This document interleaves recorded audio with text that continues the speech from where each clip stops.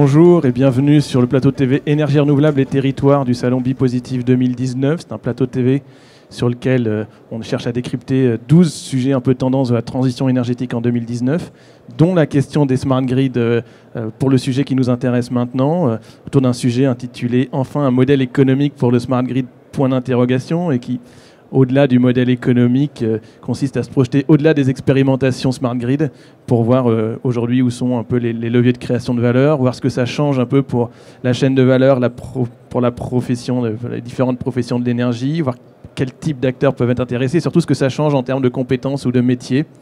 Pour en parler, j'ai avec moi deux intervenants. Christian Vive, bonjour. Vous êtes président de l'Institut Smart Grid, que vous nous présenterez dans un instant. Et Albert Codinac, bonjour. Vous êtes président et fondateur de BCM Énergie. Vous nous présenterez aussi votre société dans un instant. Pour parler d'intégration des énergies renouvelables, d'effacement de consommation, de recharge intelligente. Ça fait plein de sujets qui ont déjà fait l'objet de multiples démonstrations, d'expérimentations, et qu'on va développer un peu aujourd'hui. Alors Christian Vive, bonjour. Est-ce que vous pouvez peut-être en guise d'introduction déjà nous présenter l'Institut Smart Grid? On comprend que vous parlez des Smart Grid, mais pour faire quoi? Bonjour Thomas, bonjour à tous. Déjà, ce que je peux rappeler, c'est peut-être que les smart grids, c'est la convergence entre les réseaux et le numérique. Cette convergence-là est un élément qui consiste finalement à avoir beaucoup plus de capteurs, beaucoup plus de capacité d'action sur les réseaux, qu'ils soient haute, moyenne tension, basse tension.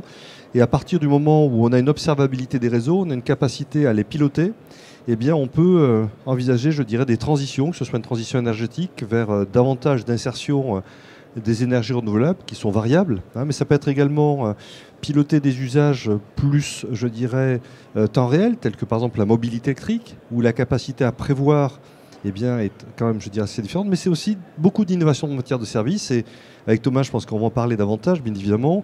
Un exemple très concret, si je dois citer une percée qui est extrêmement forte et sur laquelle notre région Auvergne-Rhône-Alpes a vraiment joué un rôle important, c'est dans l'autoconsommation. Aujourd'hui, quand je prends par exemple l'autoconsommation individuelle, 40% des demandes de raccordement qui nous arrivent prévoient l'autoconsommation. Et nous avons innové récemment avec un premier bâtiment tertiaire d'autoconsommation collective, c'est-à-dire les occupants d'un bâtiment ont voulu mutualiser une toiture solaire pour pouvoir partager à la fois les investissements et les retombées. Donc tout ça, sans les smart grids, ça ne marche pas. Donc vous voyez qu'on est en train de passer de démonstrateurs à une réalité industrielle. Et cette réalité industrielle, elle est là aujourd'hui et on peut en parler. Et quel est le rôle de l'Institut Smart Grid pour faciliter ce changement d'échelle? En fait, la région Auvergne-Rhône-Alpes est une région exceptionnelle puisque vous avez l'ensemble des compétences, des filières industrielles. Et nous avons à chaque fois mené des projets démonstrateurs. Plus de la moitié des démonstrateurs nationaux se sont faits dans notre région. Et à chaque fois, quand il y a un projet, vous constituez un consortium, vous mettez en mouvement des compétences de différentes entreprises. Et puis à la fin du projet, vous dissolvez votre consortium. Et on s'est rendu compte à partir de début 2016, à peu près quand nous avons terminé un très très beau projet Greenlist, Grenoble Énergie, Lyon Synergie, qui a été quand même, je dirais, extrêmement bien reconnu au plan européen, que nous voulions garder cette dynamique et donc avec des partenaires publics et régulés, que je vais quand même citer parce qu'aujourd'hui je suis là, mais c'est surtout eux qu'il faut reconnaître. Nous avons voulu faire d'abord un campus Smart Grid et puis ensuite nous avons rebondi sur l'Institut des Smart Grid. Donc c'est déjà des acteurs publics et régulés tels que l'Académie.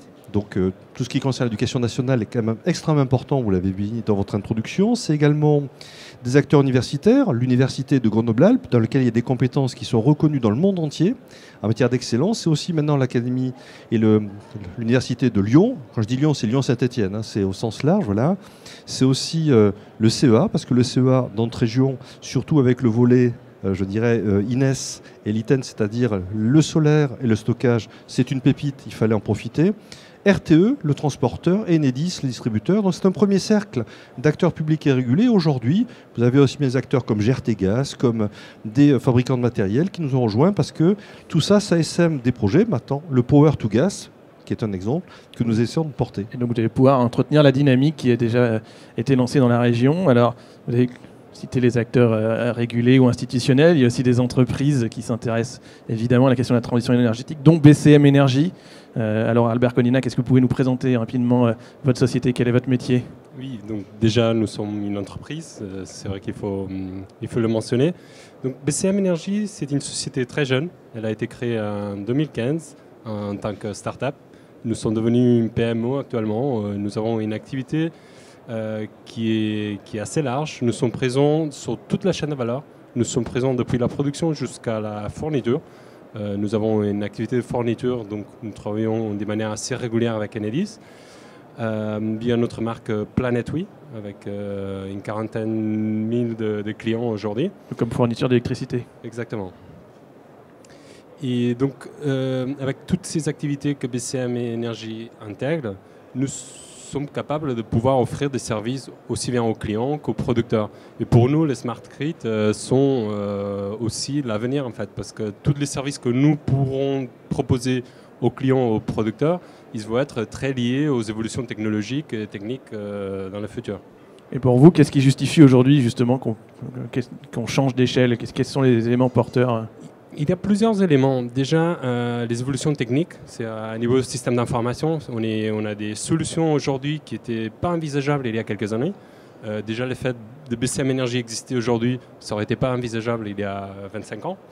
Nous sommes capables de nous battre dans un monde avec des grosses structures comme EDF, Engie et autres, chose qui était impensable il y a quelques années. Donc cette maturité technologique qui est présente aujourd'hui, qui nous permet de traiter de la data de manière massive et économique, qui permet de faire évoluer les choses. Deuxième chose, c'est la décentralisation de l'énergie. Christian parlait de l'autoconsommation individuelle et collective. C'est un mouvement de fond qui est de plus en plus présent. Les demandes de raccordement sont de plus en plus importantes et je pense que ça ne va pas s'arrêter de croître. Aussi, le dernier lieu, c'est la transition énergétique. Christian l'a évoqué aussi, mais il y a une volonté de plus en plus forte pour consommer moins de CO2, ce qui implique choisir à quel moment on consomme, choisir à quel moment on produit.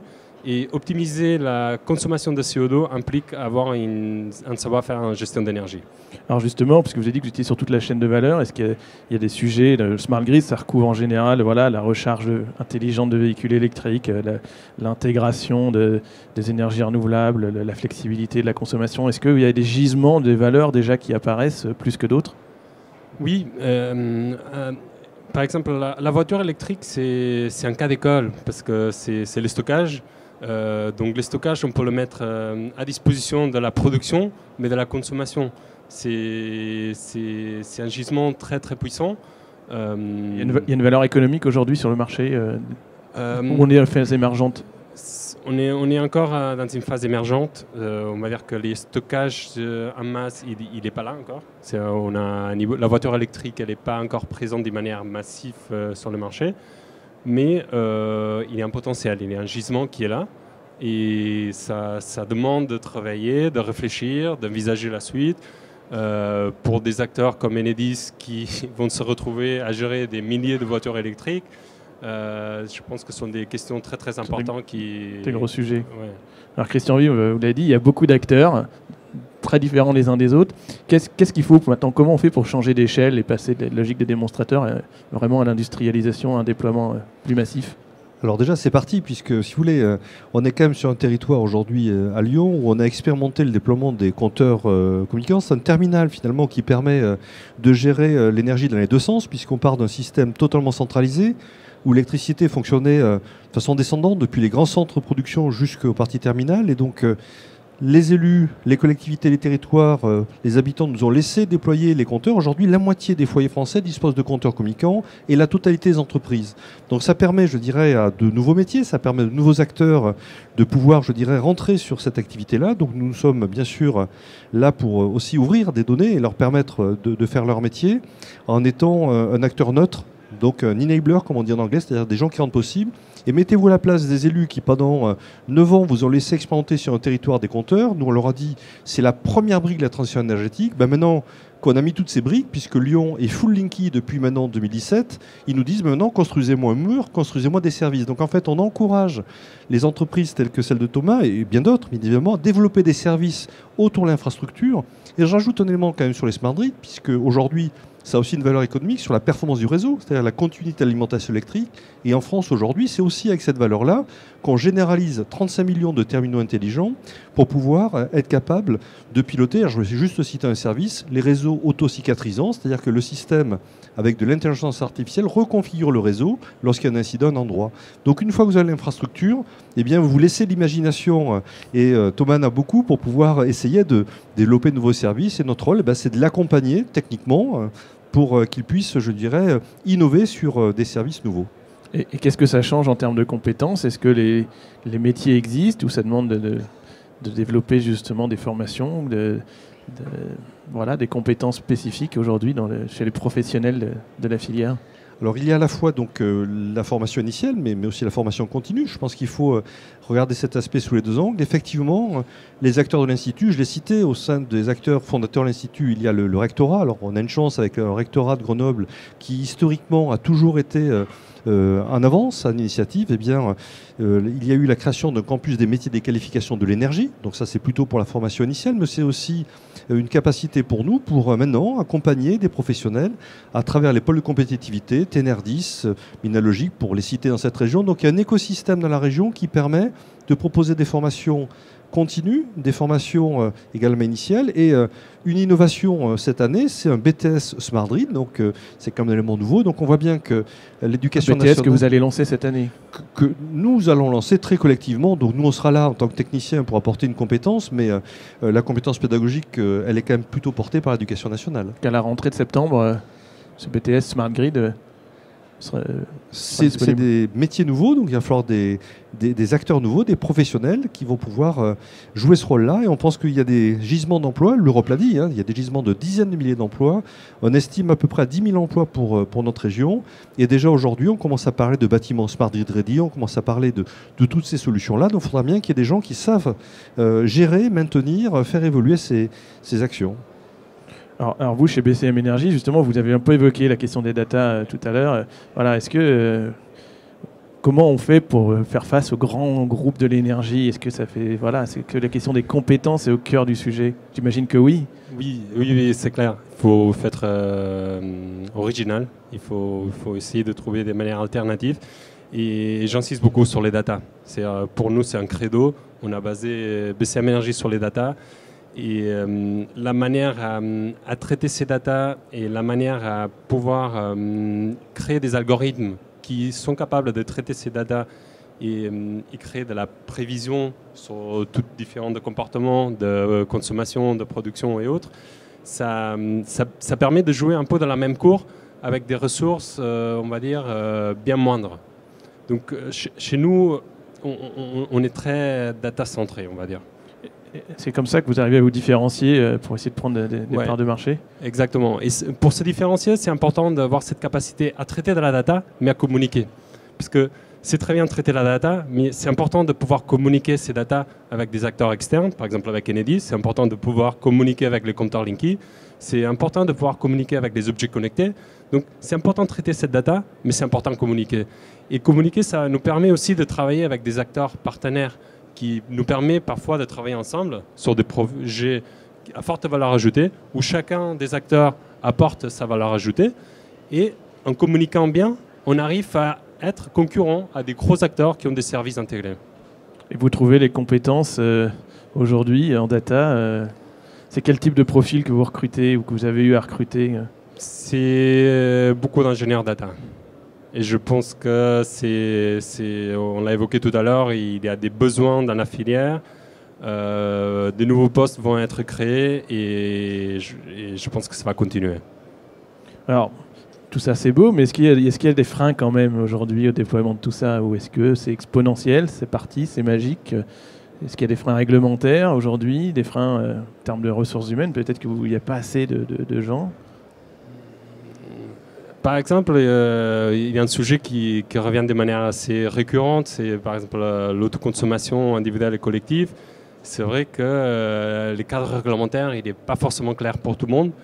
Et le développement de ces filières-là, il est encore un peu hésitant, on va dire. Donc parfois, il y a un cadre réglementaire qui n'est pas forcément clair, ou en tout cas pas satisfaisant pour le développement de certaines activités. Et ça, c'est pas forcément encourageant pour le développement d'une partie de la filière. D'accord.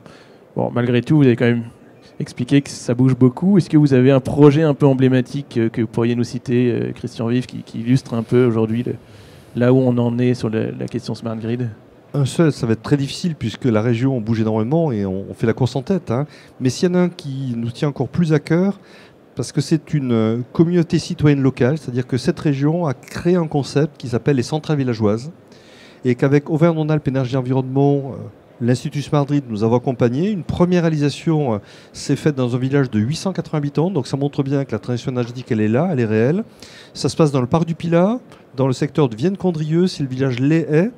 Et donc ce village-là s'est pris en main, donc ça montre bien qu'il y a une dimension aussi de communication citoyenne et d'engagement des citoyens pour pouvoir à la fois monter une centrale villageoise, c'est-à-dire mettre des panneaux photovoltaïques sur leur toit, partager des données, partager de l'énergie et adapter leur comportement pour consommer davantage lorsqu'il y a du soleil. Et c'est là où le travail que vous faites est vraiment extrêmement utile aussi, hein, pour pouvoir accompagner les citoyens et puis moins consommer quand il n'y a pas de soleil, tout simplement, parce que ça fait partie des éléments, plus quelques voitures électriques pour pouvoir stocker, lorsque c'est souhaitable, de l'énergie. Donc envoyer ces projets centrales villageoises, aujourd'hui, une association s'est créée, il y a 40 projets, ça dépasse la région Auvergne-Rhône-Alpes, et l'enjeu avec l'ensemble des métiers, je pense que c'est le seul frein que j'identifie aujourd'hui, c'est presque celui de la capacité à porter des projets, la capacité à imaginer, et la capacité aussi à faire en sorte que la population s'engage sur ces voies-là. Donc nous avons des projets qui sont extrêmement conséquents. Maintenant, il va falloir les accompagner pour les rendre réels. Même question pour vous. Vous avez dit qu'il fallait avoir des idées. On comprend que c'est à base de données, de data, très bien. Mais pour faire quoi? Est-ce que vous avez, pareil, un projet un peu emblématique qui illustre votre activité aujourd'hui? Oui, clairement. Cette année, en 2019, nous avons lancé une offre, ce qu'on appelle l'offre temps réel, ce qui est une proposition assez avancée sur la fourniture d'électricité verte en temps réel. Ce qui implique que nous sommes en mesure aujourd'hui de garantir au consommateur final qu'il est en train de consommer de l'électricité verte.